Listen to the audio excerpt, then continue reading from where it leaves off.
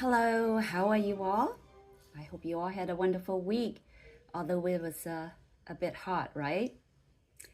Tonight, I'm going to pray for you and I. I would pray the Lord to help us to understand the meaning and depth of the scriptures and to discern truth from falsehood.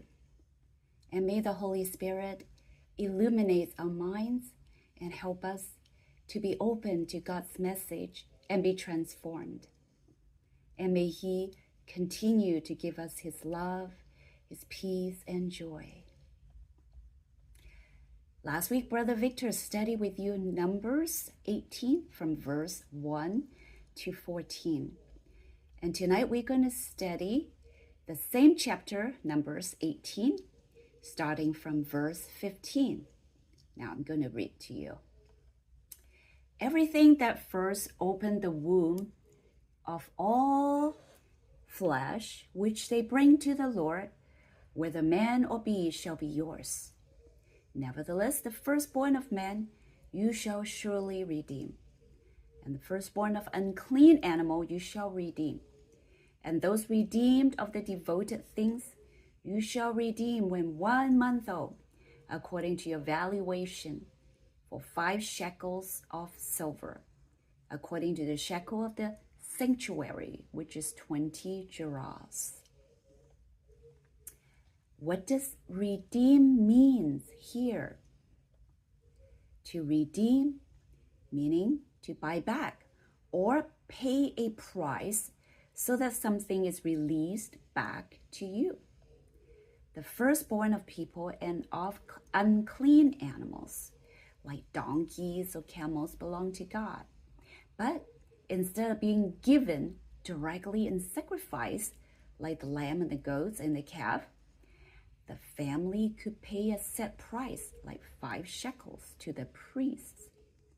This money showed that the firstborn still belongs to God, but it was bought back for the family's use. Why did God require redemption? Number 1, life belongs to God. Israel was reminded that every firstborn life was His. You can look at that in Exodus 13:2. Number 2, a substitution principle. What does that mean? Instead of the child or the unclean animal being given on the altar, the payment stood in its place.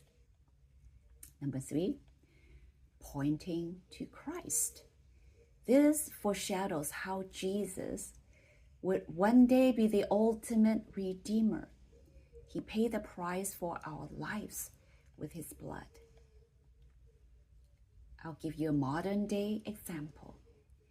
Think of it like paying a deposit to reserve something that already belongs to the owner. If you rent a house, you pay a deposit to acknowledge the landlord's ownership, right?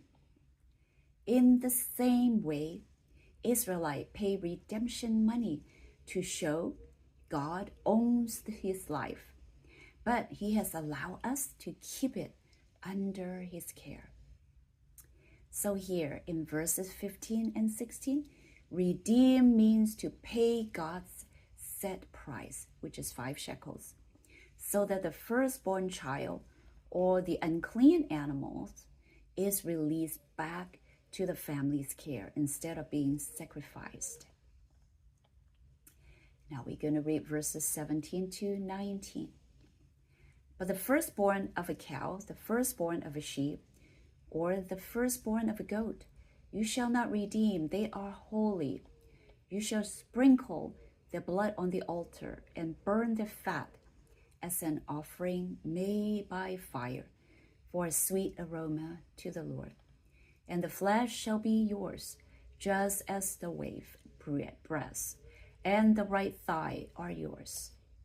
All the heave offerings of the holy things which the children of Israel offer to the Lord, I have given to you and your sons and daughters with you as an ordinance forever. It is the covenant of salt forever before the Lord with you and your descendants with you. So here, It tells you that the holy or clean animals, which is cow, sheep, or goat, they are not going to be redeemed, but they're going to be offered on the altar. And the blood is going to be sprinkled on the altar.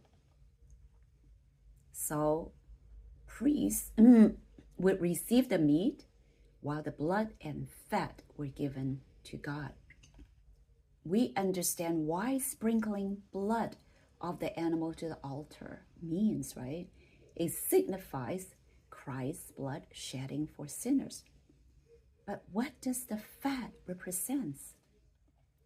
Well, fat represents the best part belongs to God. You see, fat was seen as the richest, choicest part of the animal. Offering it symbolized giving God the best portion, not leftovers. Furthermore, fat represents abundance and blessings. In Hebrew culture, fat represented prosperity, health, and richness. Burning it showed that all abundance comes from God and must return to Him. And furthermore, the Bible always says the fat gives a pleasant aroma to God. When the fat was burned, the smoke rose as a sweet savor, pleasing aroma to God. And this wasn't about God likes the smell of barbecue meat, but it is about He's being pleased with the worshippers' obedience and devotion. Also, it means separation of holy and common. The priests and the Levites could eat the meat, but never the fat. Keeping the fat exclusively for God reminded Israel that some things are sacred and must not be treated as ordinary. What would be a modern day example for this? Think of how we treat a first slice of cake at a celebration. Sometimes it's given to the guest of honor. So in the same way, Israel said, God, you get the best and richest part first. And then the verse go on said that this was a part of a lasting covenant of salt. What is the covenant of salt? Salt keeps food from decaying. Calling it a covenant of salt carries the meaning of permanence. Salt also connected with purity and holiness. And this covenant was to remain pure and undefiled. Moreover, covenant of salt means loyalty and friendship. In the ancient Near East, eating salt together symbolized loyalty and fellowship. To share salt was like saying we are bound in trust and friendship. God was saying His covenant with Aaron's family was based on His faithfulness. It is permanent. He will not take back this covenant. It is holy, and it would last from generation to generation. While it is like for us modern day people, like a lifetime contract or guaranteed pension that can never be canceled. And that's exactly the idea here. God's provision for the priest was permanent, trustworthy, and enduring, like salt keeping food fresh. Now, verse 20. Then the Lord said to Aaron, you shall have no inheritance in the land, nor shall you have any portion among them. I am your portion and your inheritance among the children of Israel. Unlike the other tribes, Levites got no foreign land or territory. God Himself was their inheritance. They lived off the offerings brought by the people. It is sort of like a missionary or pastor might not own property or land, but God provides for them through the support of the church family. There's an old joke, runs like that. Serve the Lord, the salary is meager, but the fringe benefits are out of this world. In reality, there's more than a little truth behind both sides of that joke. Many pastors around America and throughout the world live on less than adequate provision from the church. Nevertheless, they persist in the ministry because they have a calling from God. Now, verses 21 to 22.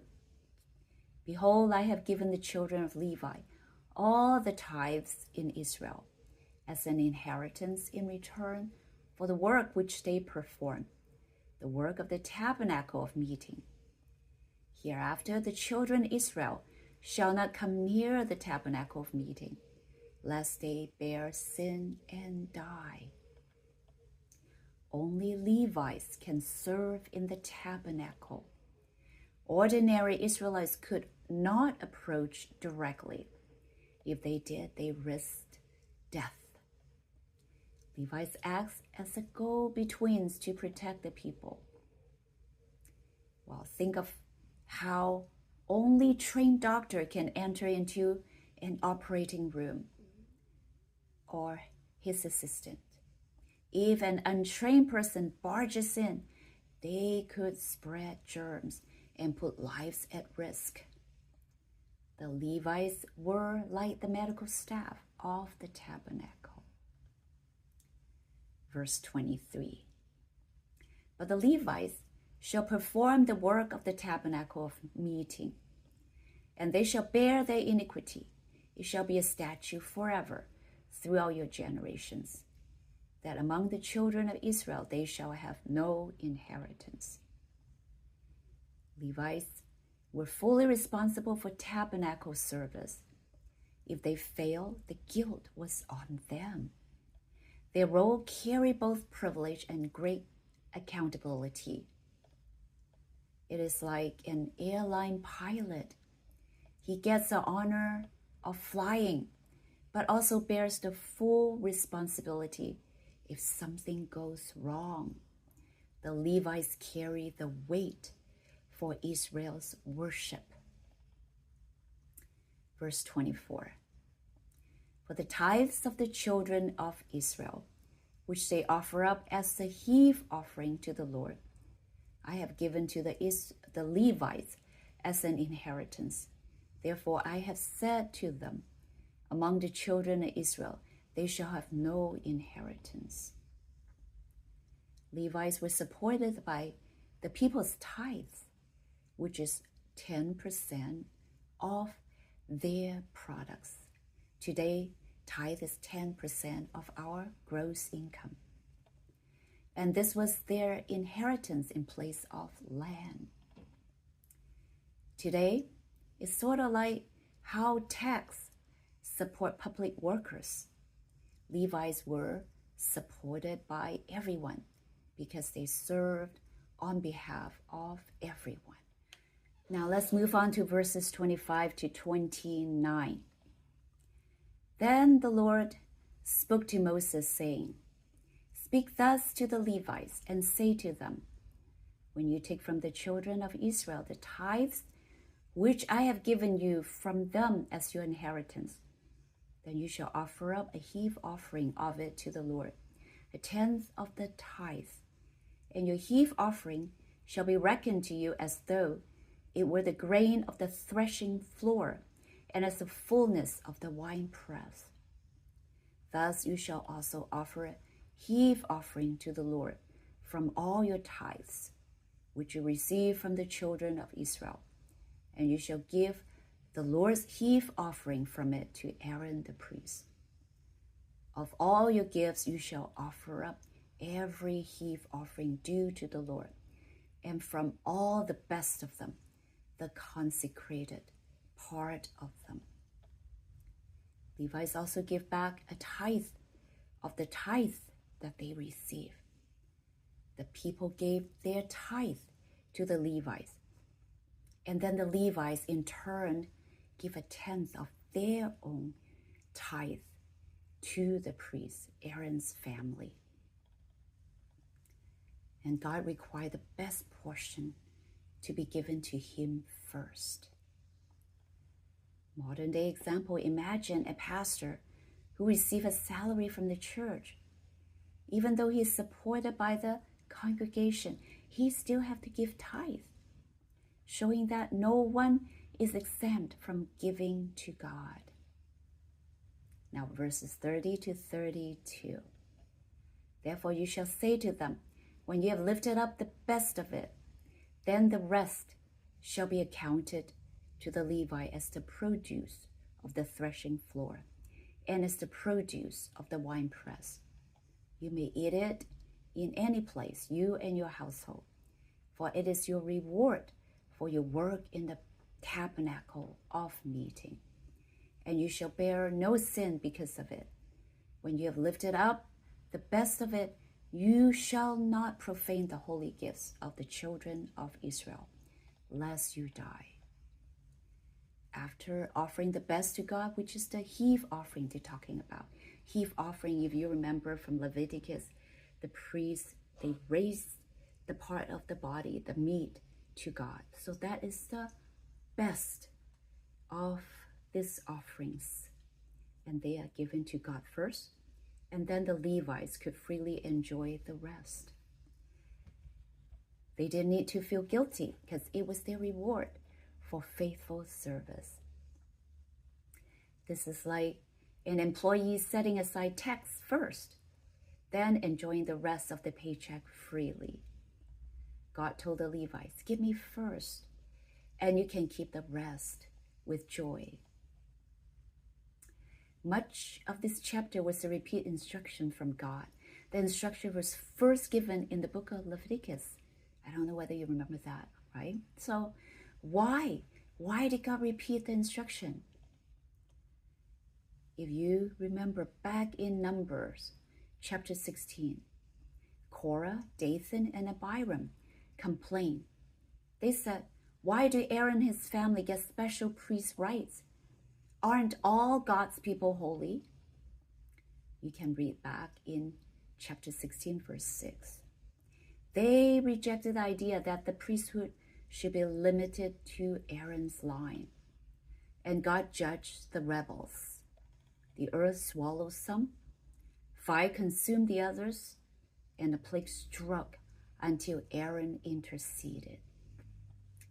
So in the last chapter and this chapter, God was re-establishing order after it had been challenged by the people. He wanted to make clear that priestly authorities belong only to Aaron's family, and Levi's role was supportive, not priestly.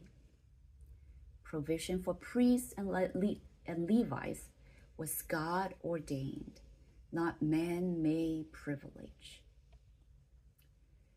Imagine a workplace where employees question why only certain people can make financial decisions.